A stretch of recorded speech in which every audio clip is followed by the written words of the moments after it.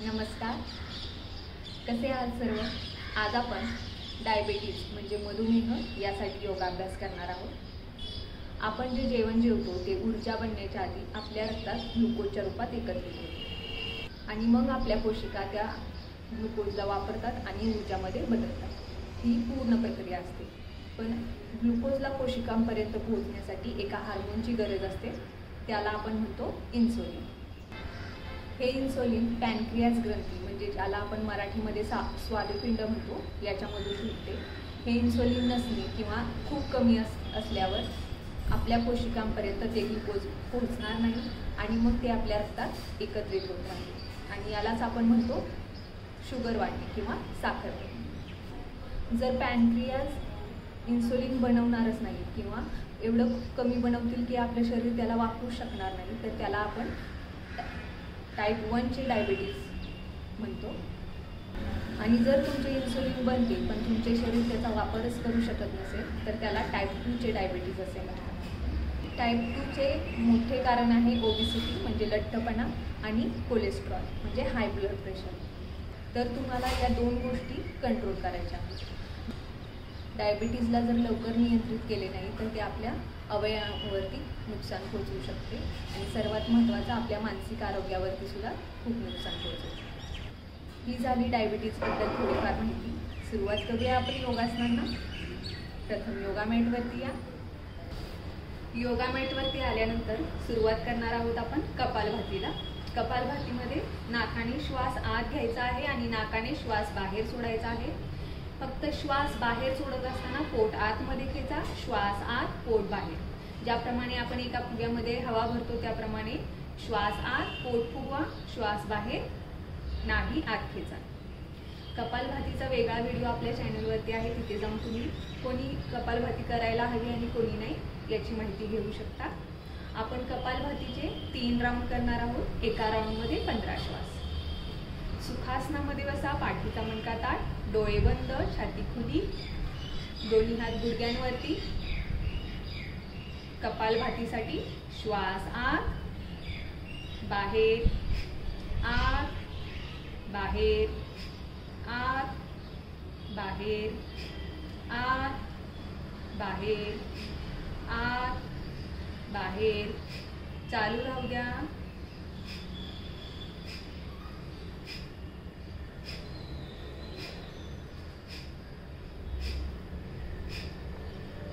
श्वास आत आणि बाहेर.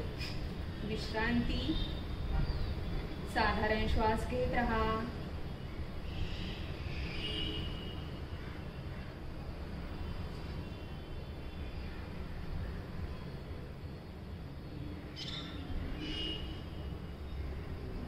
कपालभातीच्या दुसऱ्या राऊंडसाठी तयार. श्वास आत, बाहेर, आत, बाहेर, आत, बाहेर, आत, बाहेर, आत, बाहेर. चालू राहू द्या.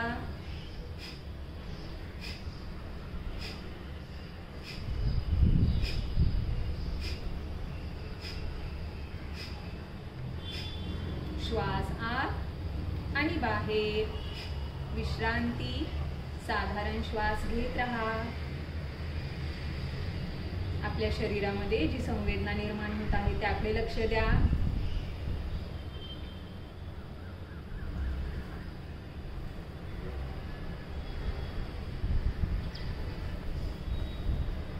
कपालभातीच्या शेवटच्या आणि तिसऱ्या राऊंडसाठी तयार. श्वास आत, बाहेर, आत, बाहेर, आत, बाहेर, आत, बाहेर, आत, बाहेर. चालू राहू द्या.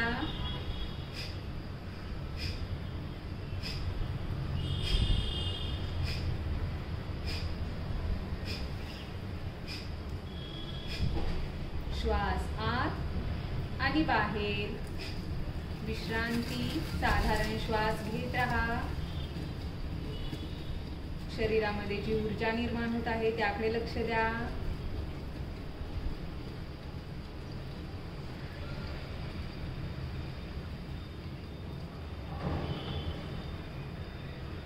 आणि सावकाश डोळे उघडू शकता। याप्रमाणे तुम्ही कपालभाती करू शकता। ज्यावेळेस तुम्हाला योगासनांना वेळ नसेल, गडबड असेल, त्यावेळेस तुम्ही फक्त कपालभाती सुद्धा करू शकता। कपालभातीचे खूप सारे फायदे आहेत, नक्की करून बघा, नक्की मदत भेटेल। आता करूया योगासने।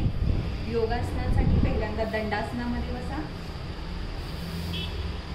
दंडासन म्हणजे पाय सरळ, पायाचे पंजे आकाशाच्या दिशेने, पाठीचा मणका ताठ, छाती खुली। सर्वात पहिल्यांदा आपण करणार आहोत पश्चिमोत्तानासन। पश्चिमोत्तानासाठी श्वास घेऊन हात वरती आणि श्वास बाहेर सोडत असताना कमरेतून पुढे झुका। पायांच्या दिशेने शक्य होईल तिथपर्यंत पायांना पकडा। आपल्या शिंगबोन पर्यंत किंवा अँकल पर्यंत, जिथपर्यंत आपण पोहोचू तिथपर्यंत हातांनी पायांना पकडा आणि श्वास घेत राहा। आणि प्रत्येक श्वास बाहेर सोडत असताना आपली छाती पायांच्या मांड्यांच्या दिशेने खेचा। श्वास घेत राहा। आपण इथे 7 श्वास थांबणार आहोत। श्वास घ्या,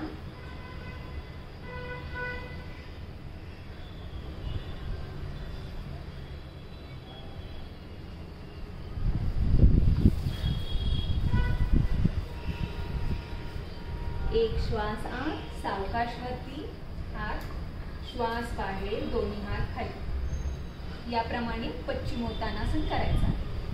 आता आपण करणार आहोत अर्धमत्स्येंद्रासन। अर्धमत्स्येंद्रासनसाठी सुद्धा दंडासन मध्येच बसायचं आहे।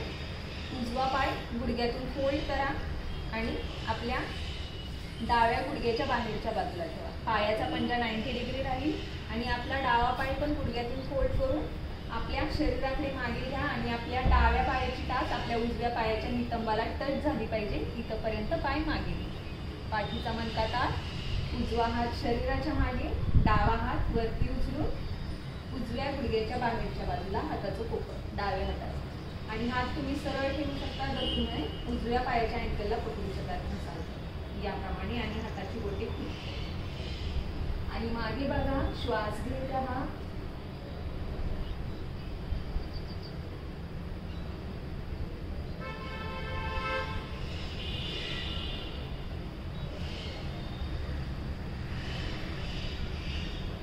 एक श्वास आत, सरळ मान, श्वास बाहेर, हात आणि पाय रिलॅक्स।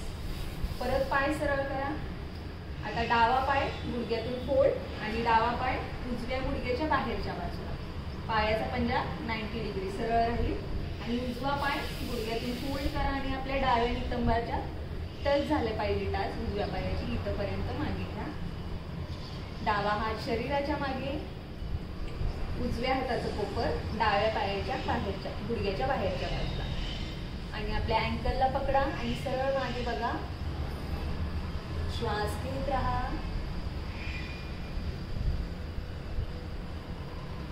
चेहऱ्यावर स्मितहास्य।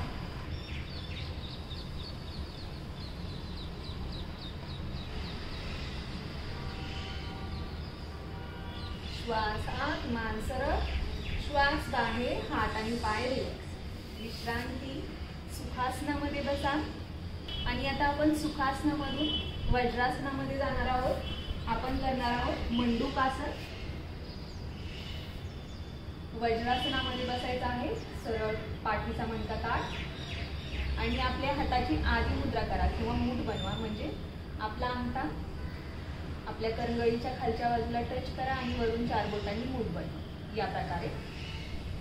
आणि आपल्या या दोन्ही मुठी आपल्या नाभीच्या बाजूला, पण ओटीपोटाच्या तिथे जर अशी खाली ओटीपोटाच्या तिथे दोन्ही हात ठेवायचे आहेत। नाभी आपली दोन्ही हातांच्या मध्ये आली पाहिजे।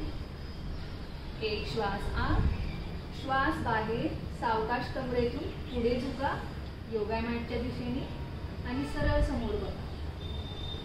मंडूकासन। श्वास घेत राहा।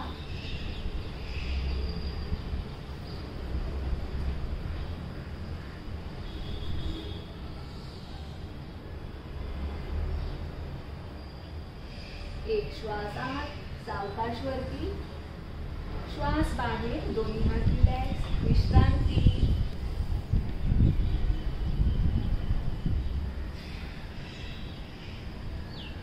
पाठीवरती झोपल्यानंतर आपला उजवा पाय गुडघ्यातून फोल्ड करा आणि आपल्या उजव्या पायाची टाच डाव्या पायाच्या मांडीवरती, डावा हात उजवा हात सरळ खांद्यांच्या रेषेत आणि डाव्या हाताने उजव्या पायाच्या गुडघ्याला पकडा. एक श्वास आत, श्वास बाहेर, उजवा पाय डावीकडे आणि मान उजवीकडे करा. श्वास घेत राहा. सुप्त मत्स्येंद्रासन. हे आसन पाठीच्या दुखण्यासाठी, कमरेच्या दुखण्यासाठी सुद्धा खूप उपयोगी आहे.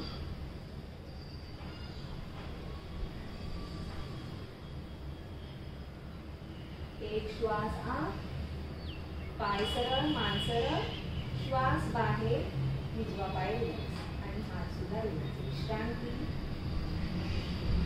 आता डावा पाय गुडघ्यातून फोल्ड करा. डाव्या पायाची टाच आपल्या उजव्या पायाच्या मांडीवरती, उजवा हात डाव्या पायाच्या गुडघ्यावरती आणि डावा हात सरळ खांद्यांच्या रेषेत. एक श्वास आत, श्वास बाहेर, डावा पाय उजवीकडे आणि मान डावीकडे. ज्याप्रमाणे आपण कपडे पिळतो त्याप्रमाणे आपल्या शरीराला पिळी द्या.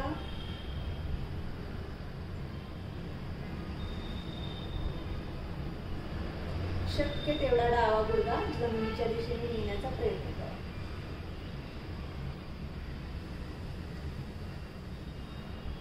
श्वास आत, मान आणि पाय सरळ, श्वास बाहेर, विश्रांती, रिलॅक्स.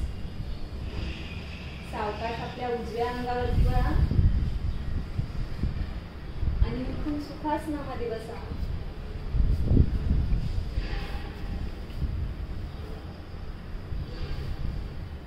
याप्रमाणे तुम्ही आसनांचा अभ्यास करू शकता आणि कपालभाती पण करू शकता. याने तुम्हाला साखर नियंत्रणात आणण्यासाठी खूप फायदा होईल.